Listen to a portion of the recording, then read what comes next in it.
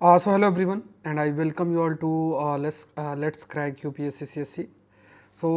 एक ये बहुत ही इंपॉर्टेंट सेशन है if you are preparing for 26 27, ठीक है। तो इसमें देखो पूरा का पूरा जो हम लोग का डिस्कशन होगा that is going to be कि किस तरीके से आपको जो प्रिपरेशन है वो कैसे करना है। At the same point of time जो अपडेटेड सोर्सेस हैं वो अपडेटेड सोर्सेस क्या आपके हो चुके हैं।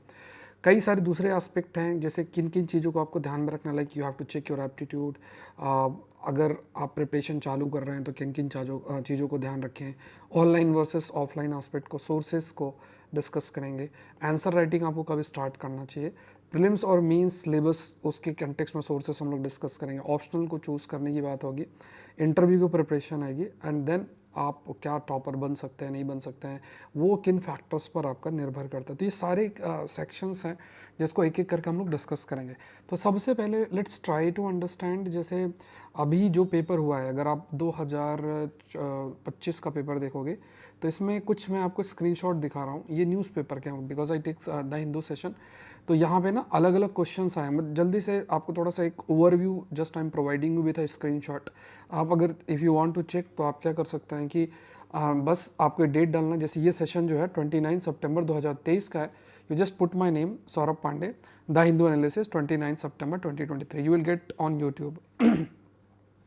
अब वहाँ से जैसे इसके बेसिस में व्हाट यू कैन कंक्लूड, अगर आप एकदम नए हैं प्रिपरेशन में तो ये चीज़ आपको बहुत ज़्यादा जानना ज़रूरी है कि यूपीएससी का लेटेस्ट ट्रेंड जो है वो किस तरीके से, किस प्रकार के जो एरियाज़ हैं या किस तरीके से जो प्रश्न हैं वो आप लोग के लिए किन सोर्सेज से फ्रेम हो रहे हैं। तो न्यूज़पेपर का रोल सबसे ज़रूरी है। जैसे अब मैं आपको 2025 की बता रहा हूँ, एक जस्ट 1-2 मिनट्स में यू विल अंडरस्टैंड।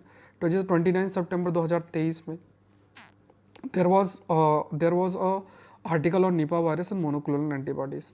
इसे ये क्वेश्चन आया हुआ है 29 अक्टूबर 2023 में, आप देखेंगे तो यहाँ पे आर्टिफिशियल रेनिंग पे क्वेश्चन आया था। 2 जून 2023 में, इफ यू विल सी, अगर अगर आपको दिख रहा है तो यहाँ पे आप देखोगे चिले इज फेमस फॉर लिथियम, ये मैच द फॉलोइंग करके आया था। 1 अगस्त 2022 में ये आर्टिकल बहुत बार आया, हाइब्रिड इलेक्ट्रिक व्हीकल और कई डिफरेंट टाइप्स ऑफ व्हीकल्स के ऊपर है। 21 दिसंबर 2023 में ये कॉप 28 जिस पर मेंस का प्रीलिम्स का क्वेश्चन आपका बना था। 15 नवंबर 2023 में एक टॉपिक आया था, ग्राफाइट इज़ द एनोड। ठीक है, ग्राफाइट इज़ एन एनोड, ये देखो ये लाइन यहाँ पे लिखी हुई है साफ साफ। ठीक है, और ये आप यूट्यूब में चेक कर सकते हैं, you can check it on YouTube. आप बस you have to put the date, my name Saurabh Pandey and the Hindu session, आपको दिख जाएगा। मतलब अलग अलग चैनल्स में है but you will find it. But एक बार देख लो, यू विल अंडरस्टैंड कि देखो किस तरीके से यूपीएससी के सोर्सेस हैं। क्योंकि जब तक आपको ये क्लैरिटी नहीं होगी ना कि चलो स्टैटिक तो है, कंटेम्प्रेरी एस्पेक्ट से प्रश्न कहाँ से आ रहे हैं, जब तक आपको इस चीज़ की क्लैरिटी नहीं है, आप कितना भी पढ़ लें, अगर आप डायरेक्शनलेस या चेंजिंग ट्रेंड के अकॉर्डिंग पढ़ नहीं पढ़ेंगे तो आपको सक्सेस के चांसेस बहुत कम हो जाते हैं। तो बिगिनर से लेकर एडवांस तक अगर हमें मूव करना है तो किन किन चीज़ों को ध्यान में रखना है। जैसे आप देखो, एक ये आर्टिकल 6 आप पे क्वेश्चन था पेरिस एग्रीमेंट का, 12 नवंबर 2024 का आर्टिकल है। तारंतुला नेबुला, ऑल दो ये नेबुला स्टार के कंटेक्स्ट में जो क्वेश्चन आया था स्पाइडर के, उसमें वो भी I will show you. But जब इस पर चर्चा हुई थी तो हमने स्पाइडर के बारे में डिस्कस किया था। 3 फरवरी 2025 का सेशन है। इसके बाद मशीन लर्निंग डीप लर्निंग 7 अगस्त 2022, ये सब क्वेश्चन आए हुए हैं। मेजोराना फर्स्ट चीफ है, 21 फरवरी 2025 का आर्टिकल है, ये मेरे सेशन से ही हैं सारे। 7 अगस्त 2022 का आप देखोगे तो यहाँ पे डीएनए और कैसे वायरस और बैक्टीरिया को इन्फेक्ट करता है, इस पर चर्चा हम लोगों ने की थी। 15 मार्च 2025 का सेशन, इस पर coronal mass ejection, solar flares और ये सब डिस्कशन हुआ था। 14 अगस्त 2024 में ये लाइन वहाँ लिखी हुई है, when polar ice melts the water flow to the equator, ये क्वेश्चन पूछा है, कोई कवर नहीं किया होगा इसको, आप मानकर चलो। देखो कैसे लाइन न्यूज़पेपर से रिसर्च जो आती है, पब्लिश होती है, वहाँ से लोग बना रहे हैं। इसके अलावा आप देखो ये तारंतुला के ऊपर प्रश्न था, ये पुराना है। उसके बाद 2 अक्टूबर 2022 में कसावा, इस पर हमने डिस्कशन किया था। सर्कुलर इकोनॉमी 26 जुलाई 2023। इसके अलावा आप देखो नाटो के ऊपर क्वेश्चन था, इस पर मेंबर्स पे क्वेश्चन था, ये पूरा मेंबर्स एक्सप्लेंड है, 12 फरवरी 2024 का ये। इसके अलावा आप देखो कि कई लेक्स है, क्या वहाँ से इक्वेटर पास होता, तो यहाँ तगन क्या, ये लेक के ऊपर डिस्कशन किया था 26 सितंबर दिसंबर 2023 और ये मई में भी डिस्कशन किया था। देखो ये तंगन का ये लेख है, इस पर चर्चा हुई थी विद मैप, क्या यहाँ से इक्वेटर पास होता है, ये भी हम डिस्कस किए थे। 7 अगस्त 2022 में कॉन्टिनेंटल ड्रिफ्ट जो कि हाईली स्टैटिक टॉपिक है, उसके ऊपर जो पूरा आर्टिकल है ये जो आया हुआ है उसमें पूरा जो लाइनें वहीं से पिक की गई थी। उसके बाद डस्ट के ऊपर ये प्रश्न था 22 अक्टूबर 2024 को। इसके बाद अगर राष्ट्रीय गोकुल मिशन पे प्रश्न था 19 ये सेशन हमने डिस्कस किया था 19 अक्टूबर 2021 का। बिम्स्टेक के ऊपर एक था तो 9 अप्रैल 2025 को डिस्कशन हुआ था। इसके अलावा आप देखोगे 19 और 18 जून 2023 में यहाँ पे ये गांधी पीस प्राइज क्वेश्चन आया था, वहाँ पे है। इसका गगनयान के ऊपर था, ये आपका 7 जून 2023 का डिस्कशन किया था। India and AI action summit 10 और 9 फरवरी 2025 के सेशन में था। उसके बाद आप देखो 21 दिसंबर 2023 में यहाँ पे COP28 आ गया। फिर यहाँ पे ये वर्ड ब्लैक्सक्ले डिक्लेरेशन, ये भी वर्ड यूज्ड है, ये 10 मई 2024 को हमने डिस्कस किया था। BRICS summit overview 16th BRICS summit 9 नवंबर 2024 का है ये। इसके अलावा रेयर अर्थ मेटल्स के क्या क्या एप्लीकेशंस है, रेयर अर्थ मिनरल्स का ये साफ साफ ये लाइन पूछी गई है, तो ये हमने 2 मई 2025 को डिस्कस किया था। एक्सियोम मिशन 21 मई 2025 में, स्पेडेक्स 23 दिसंबर 2024 के अंदर डिस्कशन हुआ था। 4 दिसंबर 2024 में पार्डनिंग पावर प्रेसिडेंट का डिस्कशन हुआ था। INSTC, ये सेम लाइन यहाँ पे आपके क्वेश्चन में यूपीएससी के प्रीलिम्स में थी 1 अगस्त 2022 में। फिर इसके बाद 20 दिसंबर 2023 में यहाँ पे ये इथेनॉल के कंटेक्स्ट में पूछा गया था, दोनों स्लाइड्स के बेसिस पे आंसर हो जाएगा। इसके बाद वेट बल्ब टेम्परेचर क्या होता है 19 नवंबर 2024 ये प्रश्न आया था। इसके बाद 31 जनवरी 2030 में ये फाइनेंस कमीशन 2023 में ये फाइनेंस कमीशन के रिकमेंडेशन पे प्रश्न आया था। फिर 22 फरवरी 2000 उसमें 2023 में यूपीआई वाला क्वेश्चन था कि किन किन देश में, तो ये पूरा लिखा हुआ है इसमें, लाइन लिखी है। फिर 21 सितंबर 2024 में पीएम सूर्य घर मुफ्त बिजली योजना, ये डिस्कशन जो है वो सारा हुआ था। तो ये देखो क्या है, ये दिखाने का पर्पस क्या है, ये दिखाने का पर्पस क्या है कि देखो जो आप तैयारी कर रहे हो ना, यूपीएससी की तैयारी कर रहे हैं, तो यहाँ पे अगर आप ट्रेंड को नहीं समझेंगे, 2018 के बाद से जो ये ट्रेंड में चेंजेस आ रहे हैं, जिसमें कुछ ऐसे एरियाज़ हैं जहाँ पे जो स्टैंडर्ड बुक्स हैं वो तो हैं ही, इसके अलावा उन सारे सब्जेक्ट से भी जो प्रश्न हैं वो आपके न्यूज़पेपर बेस्ड जो है वो प्रश्न फ्रेम कर रहे हैं।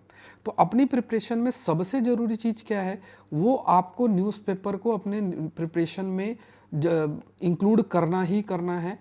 उससे मतलब आपको भागना ही नहीं है, ये सबसे ज़रूरी चीज़ है। अभी मैंने आपको लगभग 34-35 क्वेश्चन शो किया आउट ऑफ 100।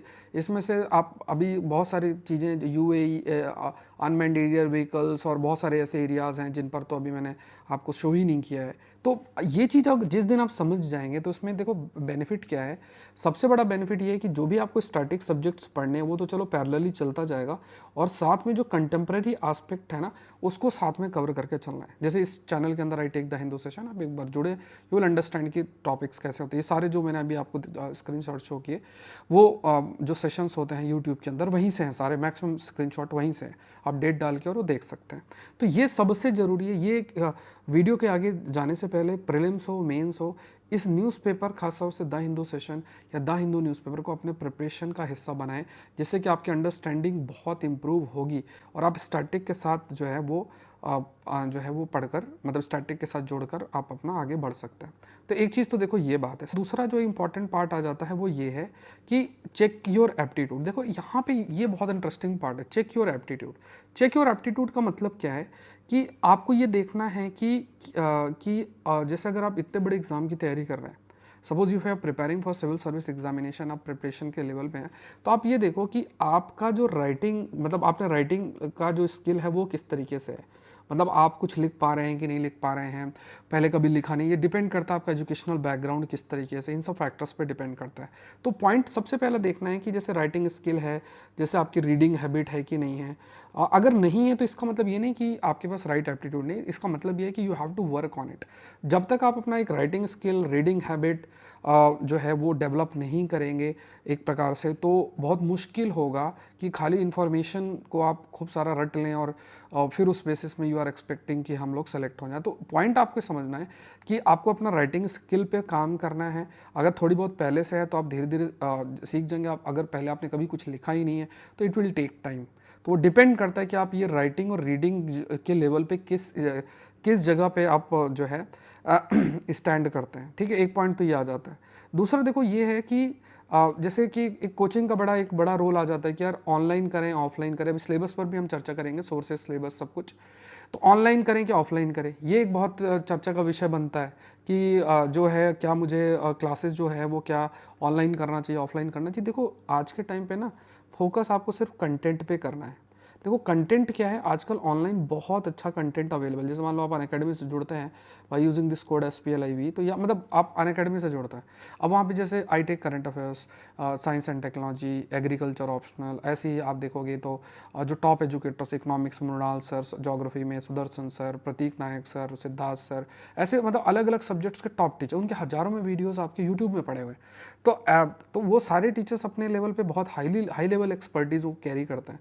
तो अगर आपको वहाँ से कंटेंट मिल रहा है टाइम बाउंड मैनर में, you can go for it.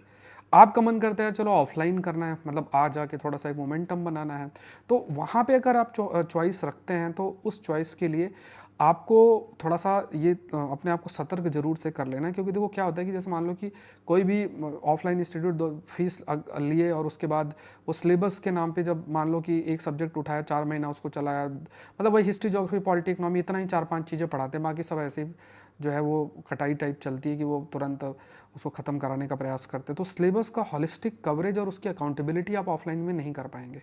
तो ये ऑनलाइन के माध्यम से हो जाता है, क्योंकि वीडियो को मल्टीपल टाइम देख सकते हैं, टीचर को अकाउंटेबल कर सकते हैं। तो एक तो ये अपने मन में एक दुविधा नहीं रखना है कि यार ऑनलाइन जाएंगे तो तैयारी होगी नहीं होगी। ये मतलब इट ऑल डिपेंड्स ऑन, अच्छा कंटेंट मिल रहा है you can go for it.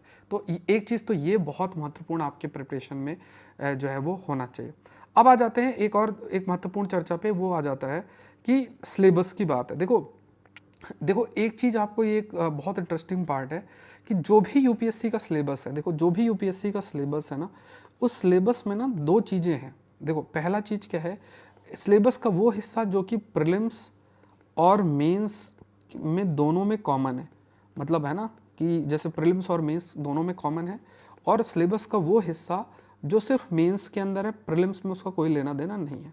Syllabus दो हिस्से में है, तो एक एक करके अभी मैं आपसे डिस्कस करूंगा। तो प्रीलिम्स और मेंस में दोनों में है। जैसे मान लो कि आपको एनवायरनमेंट प्रीलिम्स मेंस दोनों में पढ़नी है, आपको पॉलिटी प्रीलिम्स मेंस दोनों में पढ़ना है, आपको ज्योग्राफी प्रीलिम्स मेंस दोनों में जो है पढ़ना है, ठीक है। आपको साइंस टेक प्रीलिम्स मेंस दोनों में आपको पढ़ना है। आपको इकोनॉमी जो है, इकोनॉमिक्स की बात करें, प्रीलिम्स मेंस दोनों में पढ़ना है। एग्रीकल्चर आपको प्रीलिम्स मेंस दोनों में पढ़ना है। अप्रोच में थोड़ा सा डिफरेंट होगा, ठीक है। इसके अलावा हिस्ट्री है तो प्रीलिम्स मेंस दोनों में करना है, बट हाँ वर्ल्ड हिस्ट्री और ये सब चीज़ें नहीं करनी है। तो यहाँ पे देखो कुछ ऐसे एरियाज होते हैं जो दोनों चीज़ों के लिए इंपॉर्टेंट है।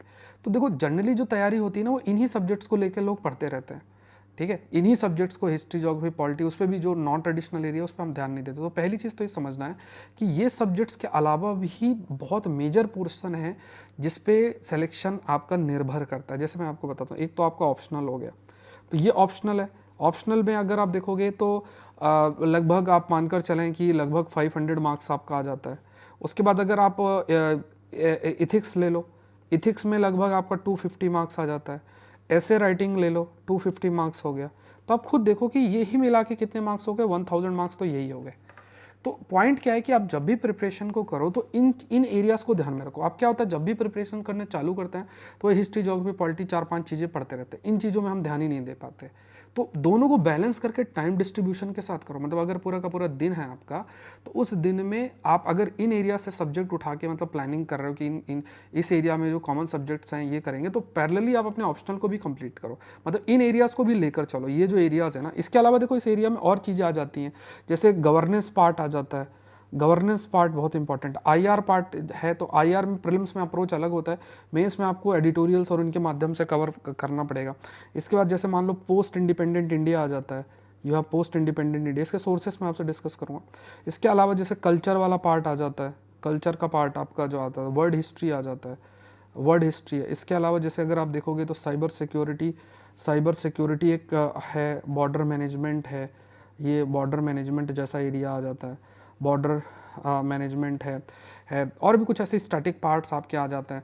तो ये बहुत सारे ऐसे एरियाज़ होते हैं जिन पर आपको ध्यान में रखना चाहिए। मतलब कुल मिला के जब आप तैयारी करो अपनी तैयारी, तो सिलेबस को 2 भागों में बांट के देखो, जो एक जो प्रीलिम्स मेंस दोनों में कॉमन। तो जनरली जो भी तैयारी करता है तो वो क्या करता है, इस एरिया में ठीक ठाक होता है, उसमें भी खास तौर से जो ट्रेडिशनल सब्जेक्ट्स हैं उनमें अच्छे होते हैं। इन एरियाज़ में लोग ध्यान नहीं देते, साइबर सिक्योरिटी पढ़ना है कि नहीं, बॉर्डर मैनेजमेंट पढ़ना है कि नहीं, इंटरनल सिक्योरिटी पढ़ना है कि नहीं, मैरीटाइम सिक्योरिटी पढ़ना है कि नहीं, वो सब हम लोग ध्यान ही नहीं देते। अब उसमें भी प्रश्न जो है वो आते हैं, जैसे पेपर 1 में आपको ग्लोबलाइजेशन जैसे कई टॉपिक्स आ जाते हैं। अभी सिलेबस को एकदम डिटेल में देखेंगे, ग्लोबलाइजेशन हो गया, अर्बनाइजेशन हो गया, ऐसे बहुत सारे एरियाज़ होते हैं ना, इस पर कौन ध्यान दे रहा है। तो वो भी हमें देखना पड़ेगा कि उन एरियाज़ को मिस ना किया जाए, उनको जो है उनको भी कवर जो है वो किया जाए, बढ़िया तरीके से कवर किया जाए है। PYQs देखते हुए इन एरियाज़ को भी फोकस कर लेना है। तो जब आप ये समझ जाएंगे कि यार देखो प्रिपरेशन करने में इतनी सारी चीज़ें हैं, तो फिर हमें रिसोर्सेज डिफाइन करना बहुत मैटर करता है। क्योंकि अगर आप मान लो आप चाहो तो हिस्ट्री जीवन भर पढ़ो फिर भी सिलेबस पूरा नहीं होगा, तो वो कोई सोल्यूशन नहीं है। तो आपको पढ़ना क्या है ना, जो पढ़ना क्या है, क्या सोर्सेस अपनाने हैं, वो एक एक करके देखते हैं। ठीक है, एक एक करके जो है वो प्रिपरेशन को जो है वो एक एक करके समझेंगे, उसको ध्यान से आप लोग देखना। ठीक है, तो यहाँ पे एक बार देख लेते हैं। देखो पहली चीज़ देखो, जैसे ही अगर आपको सिलेबस दिख रहा हो, ये मैंने डायरेक्ट यूपीएससी के वेबसाइट से लिया है।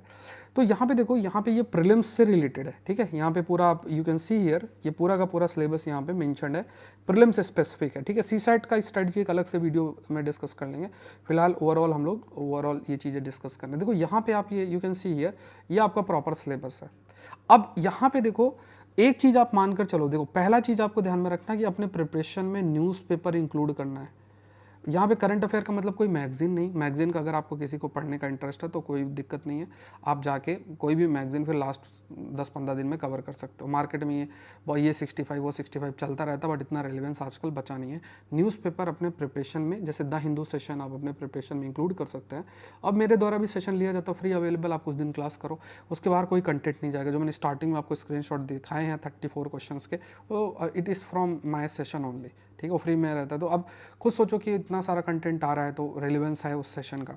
तो यहाँ पे देखो, एक तो न्यूज़पेपर, दूसरा प्रीवियस ईयर क्वेश्चंस, PYQ की एक अच्छी किताब आपके पास होना चाहिए, और तीसरा स्टैंडर्ड जो बुक्स हैं, कुछ सब्जेक्ट्स की स्टैंडर्ड बुक्स हैं, मैं आपसे डिस्कस भी करूँगा, और कुछ लेवल पे NCERTs हैं, उनको देखना है। तो ये चीज़ आपको मानकर चलना है। बाकी जैसे आप कहीं कोचिंग कर रहे हो, जैसे अनअकैडमी से आप जुड़ के कर रहे हो, या कोचिंग जब करते हो, तो वहाँ पे जो कंटेंट आपको दिया जा रहा है उसको रिवाइज करो बार बार, और फिर भी आपको उन स्टैंडर्ड सोर्सेज को फॉलो करना है। कुछ स्टैंडर्ड सोर्सेस आप बिल्कुल आप पढ़ो, उसका कोई अल्टरनेटिव नहीं है, उसका कोई ऐसा नहीं है कि उसको आप छोड़ के चले जाओ, क्योंकि अगर UPSC प्रश्न बनाएगा तो उन्हीं स्टैंडर्ड सोर्सेज से ही जो क्वेश्चन हैं वो आपके लिए फ्रेम होंगे।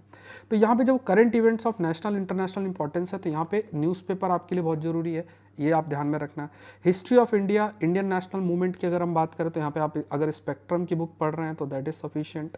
Indian world geography, physical, social, economic, जो जितना जो NCERT के लिए पढ़, तो यहाँ पे ओल्ड NCERT जो क्लास 11th और 12th की है वो आप रेफ़र कर सकते हैं। नई वाली जो NCERT है वो भी क्लास 11th वाली, उसको आप रेफ़र कर सकते हैं। ठीक है, 11th-12th की जो NCERT फिजिकल ज्योग्राफी वाली वो आप रेफ़र कर सकते हैं। इंडियन पॉलिटी में लक्ष्मीकांत की बुक है, वो है, बट वो उसके अलावा भी अगर आपको गवर्नेंस वाला पार्ट पढ़ना है तब भी आप लक्ष्मीकांत की बुक आपको फॉलो कर सकते हैं, प्लस गवर्नेंस इन इंडिया करके, प्लस न्यूज़पेपर जो है वो आपको फॉलो करना है। Economic, social, sustainable develop, poverty, inclusion, demographic, social sector, ये कोई मार्केट के अंदर कंपाइलेशन कई सारे आते हैं, वो करना है।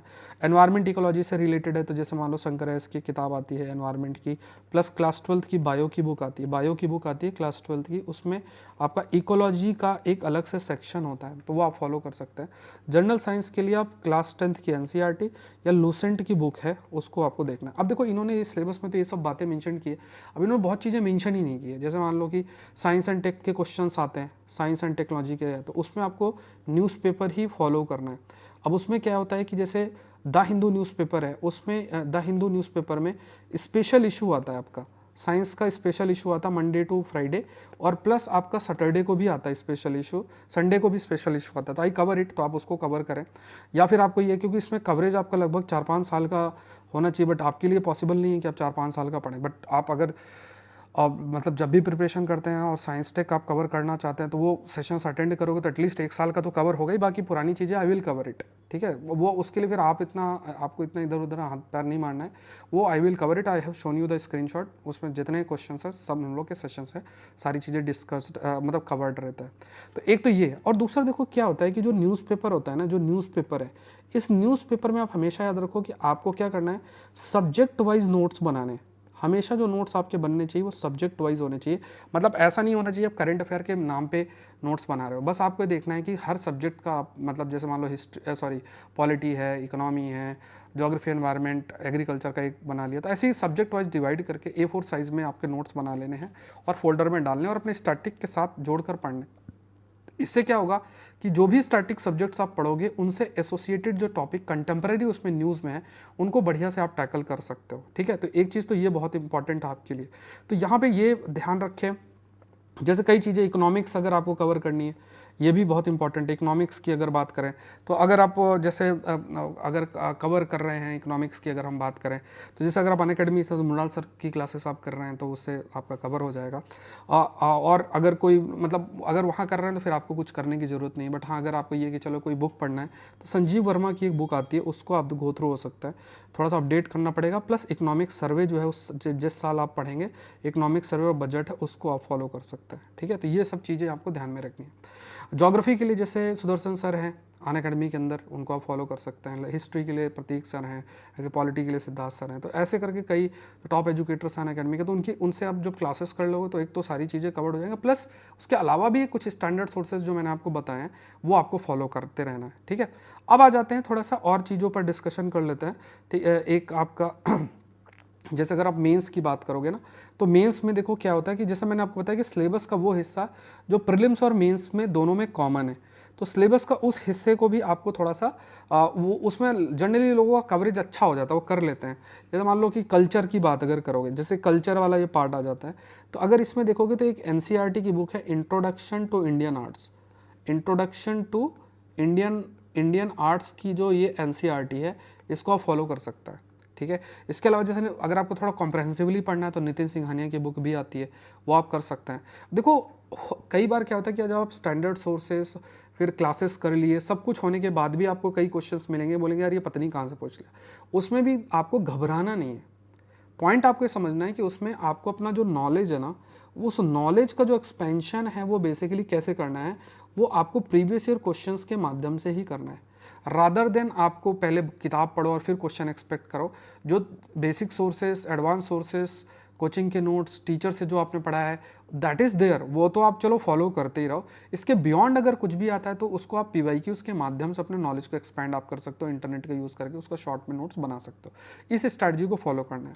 जैसे मॉडर्न इंडिया की अगर आप कर रहे हो तो स्पेक्ट्रम की बुक करो, that is more than sufficient. इसमें भी अगर कुछ एक्स्ट्रा कहीं से आता है, कुछ पूछा जाता है, तो PYQs के माध्यम से ही आपको अपने नॉलेज को एक्सपैंड करना है। जैसे कोई चीज़ है, सोल्यूशन दे रखा है, उसके शॉर्ट में नोट्स बना लिया अगर कुछ नया है। फ्रीडम स्ट्रगल में स्पेक्ट्रम में हो जाए। पोस्ट इंडिपेंडेंट इंडिया, तो यहाँ पे देखो कई सारे इंस्टीट्यूट्स के जो है कंपाइलेशन टाइप है कई मेजर इवेंट्स के, तो वो आप कवर कर सकते हो। कंपाइलेशन मार्केट में अवेलेबल भी है कई सारे, तो उसको कर सकते हैं। फिर यहाँ पे हिस्ट्री ऑफ द वर्ल्ड की बात करें तो वर्ल्ड हिस्ट्री है, तो ये भी NCERT से आपको कवर करना है।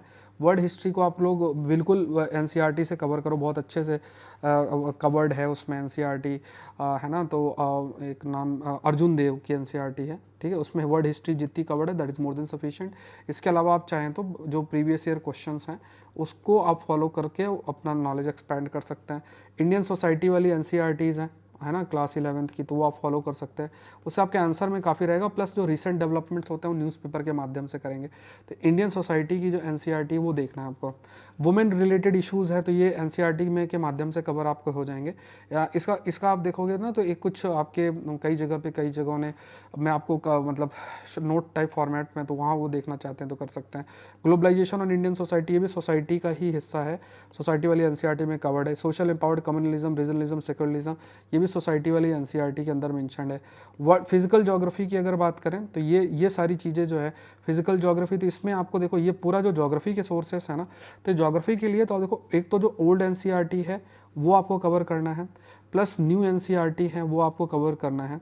ये ध्यान में रखना है। प्लस न्यूज़पेपर में जो ज्योग्राफी के इश्यूज आते हैं उनको नज़र बना के रखना है, उससे बहुत प्रश्न आते हैं। मैंने आज आपको कॉन्टिनेंटल ड्रिफ्ट वाला क्वेश्चन जैसे शो किया है ना, इसके अलावा बहुत सारे एडवांस टॉपिक जो ज्योग्राफी के हैं वो इन्हीं से आते हैं, that you have to understand.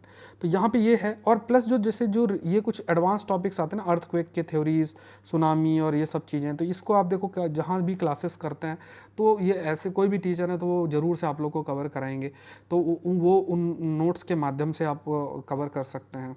ठीक है, आपको ज्योग्राफी के लिए कोई ऐसा कोई बहुत बड़ी किताब लेके बैठना नहीं है।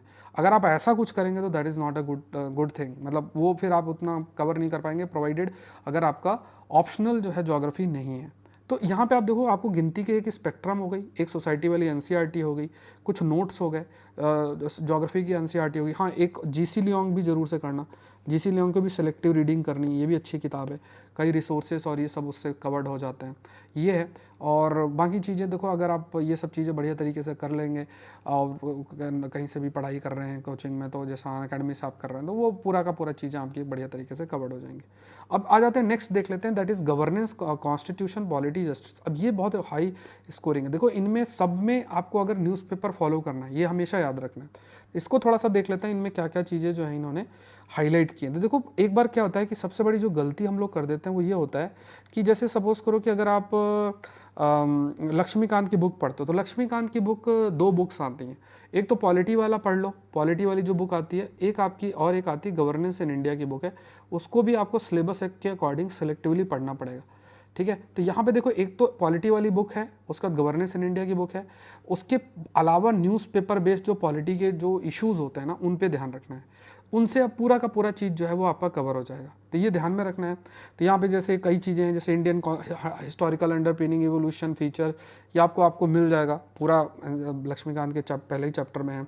ये responsibility of union states, issue and challenges, federal structure, devolution of power, finance up to local level, challenges to रिफ्रेंड, लक्ष्मीकांत के अंदर है। प्लस गवर्नेंस इन इंडिया का भी एक चैप्टर है, सेपरेशन ऑफ पावर है। तो यहाँ पे अगर आप देखोगे गवर्नेंस इन इंडिया की किताब है जो लक्ष्मीकांत की, comparison of Indian constitution scheme with other, ये भी गवर्नेंस इन इंडिया की बुक है।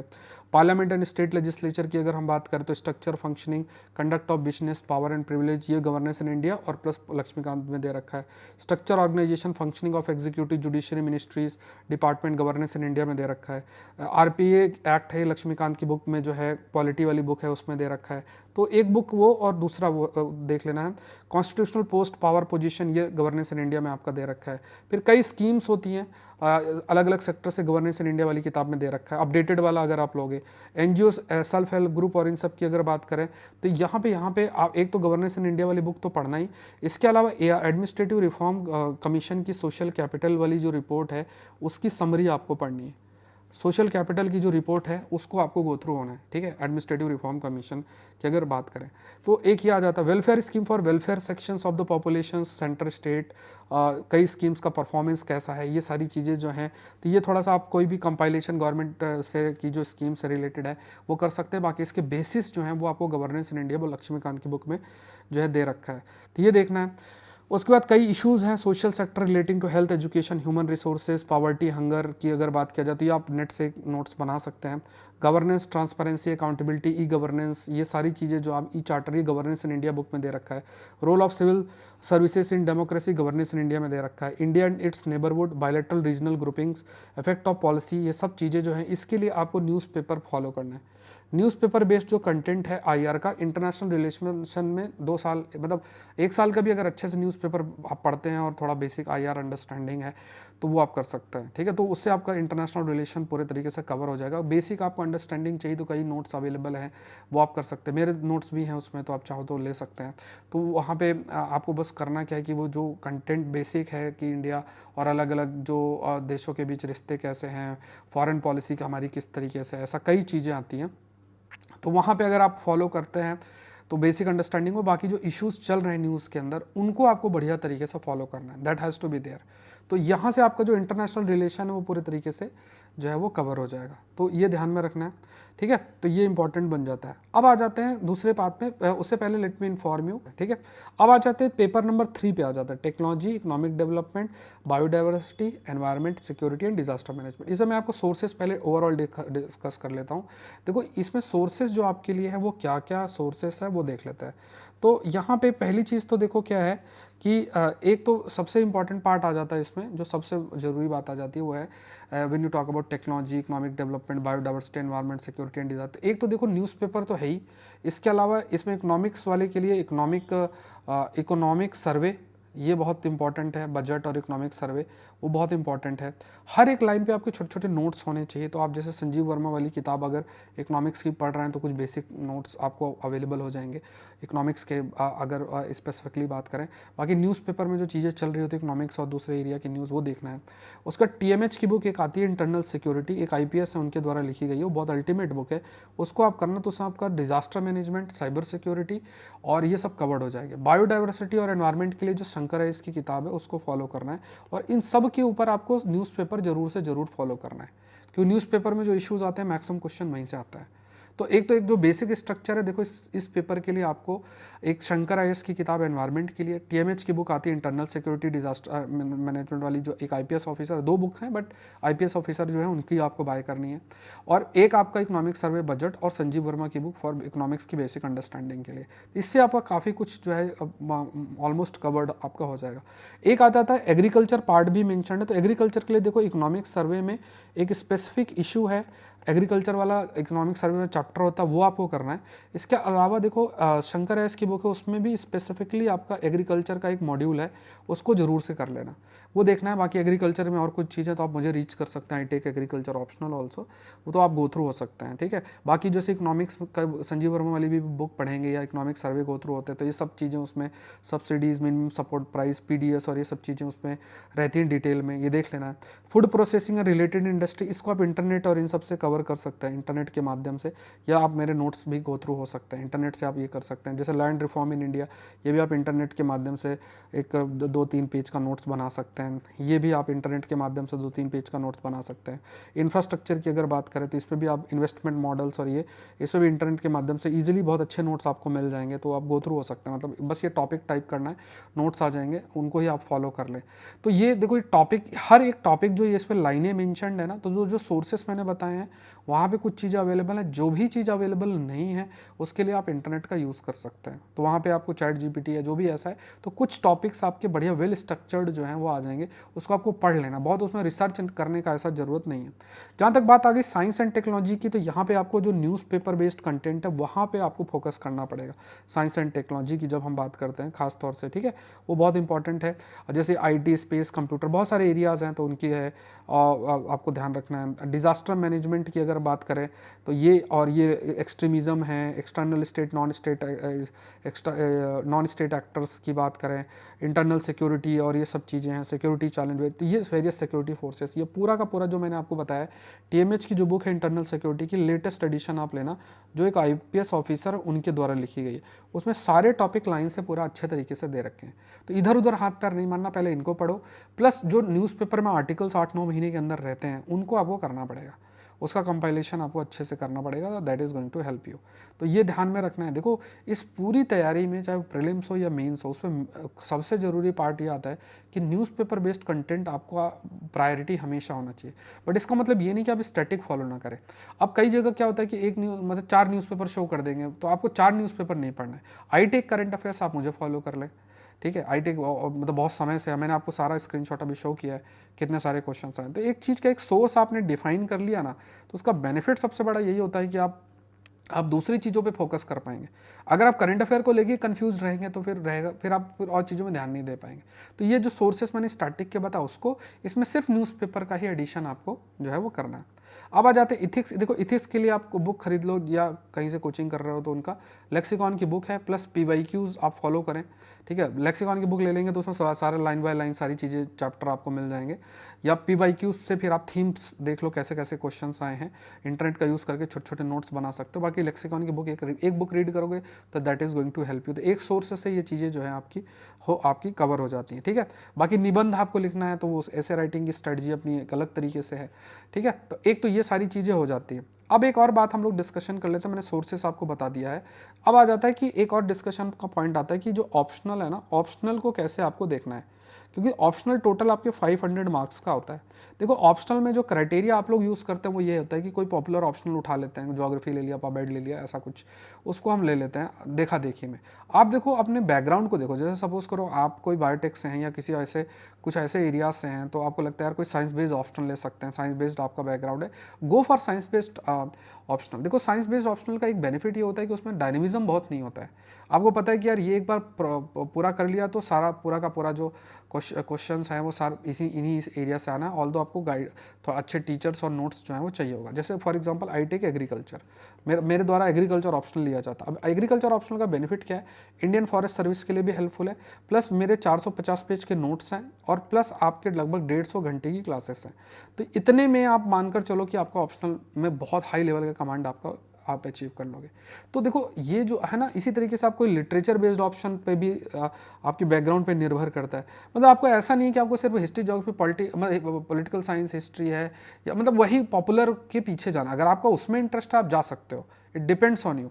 बट इसलिए नहीं कि सब ले रहे हैं तो इसलिए मुझे लेना है। तो 10-15 दिन का समय दो, और 10-15 दिन में ये देखो कि सबसे ज़रूरी ये नहीं देखना कि मेरा इंटरेस्ट है नहीं इंटरेस्ट है, वो एक अलग कहानी है। एक चीज़ ये देखना है कि आप बिना आपके बैकग्राउंड के, बिना इंटरेस्ट के बहुत चीज़ें आप पढ़ रहे हो सिलेबस में। आप एथिक्स भी पढ़ रहे हो, IR भी पढ़ रहे हो, जो मैंने सिलेबस आपसे डिस्कस किया वो पढ़ रहे हो। तो अगर कोई चीज़ अगर आपको थोड़ा सा, जैसे मान लो कि कोई ऑप्शनल ऐसा लेते हो जो कि आपको पता है यार इसके बियॉन्ड, मतलब इसको अगर मैंने कर लिया तो इससे मैं ऑप्शनल में अच्छा स्कोर कर लूँगा, और मुझे इधर उधर हाथ पैर मारने की ज़रूरत नहीं है। तो जब ऐसी चीज़ आपकी डेवलप हो जाती है, ऐसा थॉट प्रोसेस आपका डेवलप एक हो जाता है, आपको क्लैरिटी बन जाती है ऑप्शनल को लेके कि ठीक है मुझे थोड़ा सा समय 15 दिन का दे के और फिर मुझे जो अपना ऑप्शनल चूज़ करना, अगर ऐसी स्थिति आप मतलब ऐसा अचीव कर लेते हैं, तो सबसे बड़ा बेनिफिट ये रहता है कि जब जो भी ऑप्शनल आप चूज़ करेंगे रिसर्च करके, तो उसको उस पर आप अच्छा परफॉर्म कर पाएंगे। बट हाँ, फिर वही बात मैं रिपीट कर रहा हूँ कि देखा देखी नहीं करनी है। अगर आप देखा देखी करेंगे तो उसमें आप कभी भी अपना जो गोल है या ऑप्शनल में अच्छा स्कोर नहीं कर पाएंगे, ठीक है। वो ले रहा है तो मैं भी ले लूँ, ऐसा नहीं है। और मैं आपको कहूँगा कि अगर आप साइंस बेस्ड किसी ऑप्शनल को चूज़ करें तो वो आपके लिए ज़्यादा बेनिफिट होगा। अगर थोड़ा सा मेहनत है, लेकिन हाँ अगर आप ले पाएँ तो वो आपको मतलब ज़्यादा रिटर्न हायर देगा, ठीक है। वो रिटर्न आपको हायर दे सकता है। तो ये थोड़ा सा इस पर रिसर्च करें, सिलेबस को गो थ्रू हो एक बार, है ना, उनमें से 4-5 चूज़ करें, फिर 4-5 में थोड़ा रिसर्च करें, ठीक है। मुझे टीचर मिल रहे हैं, नोट्स मिल रहे हैं, PYQs थोड़ा सा देख लें, ऐसा कुछ थोड़ा बहुत करके, और फिर अपने ऑप्शनल तक आपको रीच करना है, ठीक है। तो देखो ये पूरी की पूरी जो जर्नी है ना, देखो आज के टाइम पर अगर आप प्रीलिम्स का ही कट ऑफ देखो, 23 में जो कट ऑफ है वो 75 गया था, 24 में कट ऑफ 87 गया था, असल में वो 84 के आसपास गया था, और 84 मतलब 3 क्वेश्चन क्योंकि डिलीट हुए थे, और 25 में भी जो कट ऑफ होगा वो 80 के आसपास ही रहेगा। तो आप देखो ये क्या है कि ये सारी के सारी जो कट ऑफ कम जा रहे हैं, इसका मतलब क्या है कि जिस तरीके की पढ़ाई चल रही है, जिस टाइप का कंटेंट डिलीवर हो रहा है, उसको हम सही तरीके से फोकस नहीं कर पा रहे। यही एक कारण है, तभी तक कम कट ऑफ जा रहा है। अगर जो कंटेंट आप फॉलो कर रहे हो वहीं से क्वेश्चन आ जाए तो फिर तो इतनी कम कट ऑफ नहीं जाएगी ना। लोग CSAT बोलते हैं, बट CSAT से अगर ईजी भी आ जाएगा 3-4 नंबर का अंतर आ जाएगा, इससे ज़्यादा अंतर नहीं होगा। तो यहाँ पे देखो, क्योंकि UPSC का बहुत इंपॉर्टेंट पार्ट जो UPSC कर रही है वो न्यूज़पेपर बेस्ड कंटेंट पर बहुत फोकस कर रही है। इसको प्रिपरेशन में अपने जोड़ना है। हर सब्जेक्ट, जितने भी सब्जेक्ट्स आप पढ़ते हैं उसका जो जितने भी एडवांस टॉपिक्स हैं वो इस न्यूज़पेपर पर निर्भर करते हैं। बट उसको कवरेज करने का एक तरीका है, जैसे आप मुझसे जुड़ सकते हैं, मेरे सेशंस को कुछ दिन करिए, यूट्यूब में फ्री है इसी चैनल के अंदर, लेट्स क्रैक UPSC CSC को। तो कुछ दिन करेंगे, यू विल अंडरस्टैंड कि ठीक है आप चीज़ों को लिंक कर पा रहे हैं। हाँ, थोड़ा स्टार्टिंग में मेहनत करनी पड़ेगी, टॉपिक का लेवल हाई रहता है, तो उस केस में आपको थोड़ा सा यूज टू होना पड़ेगा कि हाँ यार ऐसा टॉपिक है तो I have to work, I have to make effort, I have to prepare notes, जो भी नोट्स दिए जा रहे हैं उसको भी अच्छे से फॉलो करना है। तो ये सब बातें मन के अंदर आपको जो है वो तो ये चीज़ें आपको ध्यान में रखना है। तो यहाँ पे एक चीज़ ये हो गई, ऑप्शनल का हमने डिस्कस कर लिया, प्रीलिम्स मेन सिलेबस हमने डिस्कस कर लिया। एंड हाँ, एक आ जाता है कि आंसर राइटिंग आपको कब शुरुआत करनी चाहिए। देखो एक ये भी एक बड़ा प्रश्न आ जाता है आप लोग के मन में कि यार आंसर राइटिंग कब करना चाहिए। देखो आंसर राइटिंग अगर किसी चीज़ की अगर आप लिखते हैं ना, जैसे फॉर एग्जांपल अगर आपको आंसर राइटिंग करनी है, तो आंसर राइटिंग का एक जो सोर्स बहुत बड़ा बनता है वो यही है, एक जो तरीका बनता है कि आप कुछ पढ़ें फिर उस पर लिखें। तो एक तो ये कि जैसे कुछ स्पेसिफिक आप कोई टॉपिक पे लिखना चाहते हैं तो जब तक वो पढ़ेंगे नहीं तब तक तो नहीं लिख पाएंगे। लेकिन जैसे मान लो न्यूज़पेपर एनालिसिस आप देखते हैं, जैसे मैं आपको मेंस के क्वेश्चन डेली बेसिस में आई गिव यू, तो टॉपिक का डिस्कशन हुआ फिर उसका मेंस का क्वेश्चन दिया जाता है, तो उनका आप लिखना चालू कर सकते हैं। तो मतलब 2-3-4 दिन के बाद भी लिखना चालू कर सकते हैं, उससे आपको भागना नहीं है। मतलब क्योंकि देखो आंसर राइटिंग जो है ना वो बहुत मैटर करती है। अगर मान लो आपको बिल्कुल भी थोड़ा सा मतलब अभी लिखने की आदत नहीं है, तो आप क्या करो, जो यूपीएससी के पेजेस हैं उनको गूगल से डाउनलोड कर लो, उसका स्पायरल बना लो 300-400 पेज की, और रोज़ लिखा करो। ठीक है, रोज़ में से कोई भी टॉपिक डिस्कस हुआ है उस टॉपिक को लो और उस पर लिखना चालू कर दो, 150 शब्द 250 शब्द ऐसा। इस पर जब आप कंफर्ट हो तब उसके बाद फिर आप क्वेश्चंस पिक करो और उनमें लिखना चालू कर दो। तो ये डिपेंड करता है कि आपके प्रिपरेशन के किस लेवल पे है, किस स्टेज पर आप प्रिपरेशन कर रहे हैं, तो उस बेसिस पे फिर आप अच्छा परफॉर्म जो है वो कर सकते हैं। ठीक है, तो आंसर राइटिंग आपको डिपेंड करता है कि अगर आप कोई ऑप्शनल या किसी उसमें करेंगे तो जब तक आप पूरा नहीं कर पाएंगे तब तक नहीं लिख पाएंगे। बट हाँ, न्यूज़पेपर बेस्ड कंटेंट पर बेस्ड जो क्वेश्चन है उनको आप चाहे तो दूसरे तीसरे दिन से भी लिखना चालू कर सकते हैं और अपनी राइटिंग स्किल को इम्प्रूव कर सकते हैं। ठीक है, अब एक और चीज़ आ जाती है, वो है कि इंटरव्यू के लिए प्रिपरेशन को की बात की जाती है। देखो इंटरव्यू जो है ना, ये आप समझना, इंटरव्यू क्या है, जिसे हम पर्सनालिटी टेस्ट भी कहते हैं। तो ये जो पर्सनालिटी टेस्ट है ना, इसके लिए ऐसा कोई मतलब ऐसा नहीं कि पहले दिन से कोई क्लास करने की ज़रूरत है। ये आपको बस ये समझना है कि आप जब भी कोई चीज़ बोलें तो उसका बेसिस आप डेवलप करें, कि जैसे ऐसा नहीं कोई रैंडम है तो अपनी इमोशन में कुछ बोलना चालू कर दें। आप देखें कि जो भी आपका आर्गूमेंट हो वो कॉन्स्टिट्यूशनल बेस्ड हो, अगर कोई ओपिनियन हो तो उसमें मान लो कोई जजमेंट है उसको कंसीडर आप कर रहे हैं, फैक्ट बेस्ड होना चाहिए, बहुत इमोशन से कैरीड अवे नहीं होना चाहिए, जो पूछा है वो वही उत्तर देना। ये हैबिट आप डेवलप करें। अगर आप ये हैबिट डेवलप करेंगे कि जो पूछा वही उत्तर देना है at the same point of time, जो भी आपका बोलने का तरीका है उसमें उसमें जो आप शब्दों का चयन कर रहे हैं वो एक्सट्रीम शब्द नहीं है, आप जो बेसिस बना रहे हैं अपने आर्गूमेंट को, उसमें संविधान और सुप्रीम कोर्ट का जजमेंट और इन सब चीज़ों को बेसिस बना के आप लिख रहे हैं। जब आप ऐसा सोच के साथ अपना जब माइंडसेट डेवलप कर लेते हैं तो फिर इंटरव्यू में आप नो डाउट बहुत अच्छा करेंगे। ठीक है, बाद में जब आप मेंस क्वालिफाई हो जाए तो उस समय कई इंटरव्यू की प्रिपरेशन से रिलेटेड चीज़ें हो सकती हैं, तो वो आप कर सकते हैं। आप मुझसे भी जुड़ सकते हैं, मैं कई स्टूडेंट्स हैं जिन्होंने इंटरव्यू में काफ़ी अच्छा परफॉर्म किया है। तो ये तो एक तो इंटरव्यू का पॉइंट हो गया। आंसर राइटिंग का पॉइंट मैंने आपको बता दिया। ठीक है, न्यूज़पेपर, टॉपिक, ये सारी चीज़ें मैंने आपसे डिस्कस कर ली। अब आ जाता है कि देखो ये जो टॉपर और आप, क्या आप और टॉपर का बीच का अंतर क्या? देखो अंतर सिर्फ इतना ही है कि आप खाली सोचते रहोगे कि यार ये करें, फिर कुछ दिन कुछ करोगे, फिर छोड़ दोगे, फिर किसी चीज़ को छोड़ना होगा तो अपने माइंड में लॉजिक बना लोगे, ये अच्छा नहीं है, वो ख़राब है, इस टाइप का लॉजिक बना के आप, है ना, मतलब एक चीज़ पकड़ कर चलना जो है ना वो हम नहीं कर पाते हैं। यही सिर्फ अंतर है। अगर आप एक रिसोर्स डिफाइन करके और उसको पकड़कर आगे तक बढ़ेंगे तो आपका ऑफकोर्स 110% सिलेक्शन होगा, क्योंकि जो टॉपर है वो भी वही पढ़ रहा है, आपको भी वही पढ़ना है।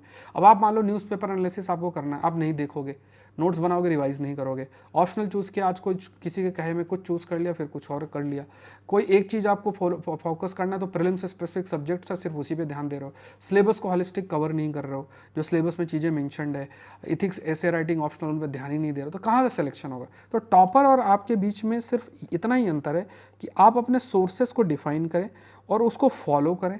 रेलिवेंट कंटेंट जो है यूपीएससी के लिए उसको आपको देख के आगे बढ़ना है। सो अगर आप सिविल सर्विस एग्जामिनेशन की तैयारी कर रहे हैं तो ये बहुत इंपॉर्टेंट है कि आप क्वालिटी कंटेंट को एक्सेस करें, अच्छा कंटेंट पढ़ें अलग अलग सब्जेक्ट से रिलेटेड। तो एक जगह पे आप वो प्रिपरेशन कर सकते हैं अकेडमी के अंदर, सारी क्लासेस आपकी लाइव है और एक अल्टीमेट ऑफर है जो कि आज ही एंड हो रहा है।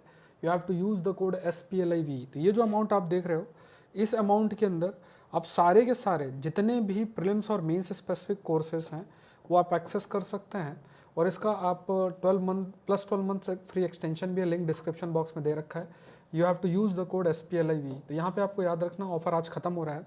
इसमें पूरा सिलेबस कवरेज होगा, GS CSET टेस्ट सीरीज़, सारे बैचेस कोर्सेज एक्सेस कर सकते हैं, mains test series with evaluation, doubt solving, 1-to-1 mentorship, सारी चीज़ें हैं। इसके अलावा और भी एक अच्छा अपॉर्चुनिटी आपके पास है, अगर आप ऑप्शनल भी साथ में करना चाहते हैं, मतलब GS प्लस ऑप्शनल, जैसे मेरा जो ऑप्शनल एग्रीकल्चर का है that is going to start from 21 July. इसके अलावा और भी दूसरे सोशियोलॉजी, ज्योग्राफी, हिस्ट्री, एंथ्रोपोलॉजी, पबेट, सारे ऑप्शनल्स आपके पास हैं। अल्टीमेट ऑप्शनल्स है, सारे ऑप्शनल एक साथ आप एक्सेस कर सकते हैं। GS प्लस ऑप्शनल, ये जो अमाउंट आपको दिख रहा है इसमें, ठीक है, कोड यूज़ करना है। The code that you have to use is LIVE, इस कोड को यूज़ करके आप ज्वाइन कर सकते हैं। ज़रूर से ज़रूर जुड़ें क्योंकि ऑफ़र आज ख़त्म हो रहा है। इस चैनल को ज़रूर से सब्सक्राइब करें। मिलता है नेक्स्ट सेशन में। Thank you everyone, thank you.